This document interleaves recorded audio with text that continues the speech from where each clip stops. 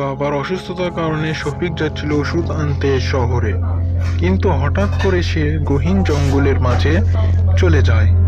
সে কারণেই সে এদিক সেদিক তাকাতে থাকে, কিন্তু সেই স্থানে ছিল এক ভয়ানক ডাইনির বসবাস, যে শফিককে দেখতে পারে এবং শফিকের ওপরে সে আক্রমণ করার চেষ্টা করে। শফিক বলে, আমাকে ছেড়ে দাও, আমার বাবার ওষুধ আনতে যেতে হবে, বাবা খুব অসুস্থ। কিন্তু ডাইনিটি তাকে বলে, আমি অনেকদিন মানুষের রক্ত খাইনি, তোকেই আমি খাবো আজ, আয় আমার কাছে আয়। সেই বলে সে তাকে আক্রমণ করে।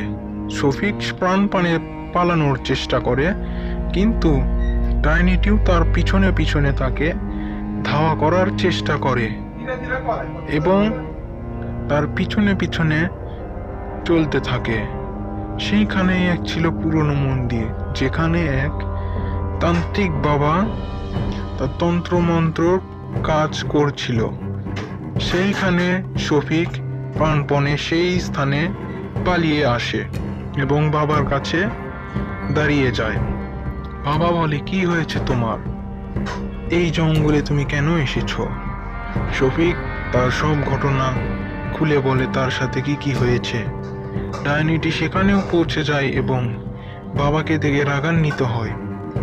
বাবা তার তন্ত্র মন্ত্র জাদুশক্তির মাধ্যমে ডাইনিটির ওপরে আক্রমণ করে এবং ডাইনিটির শরীরে তৎক্ষণাৎ আগুন ধরে যায় এবং ডাইনিটি সেখানেই মারা যায়।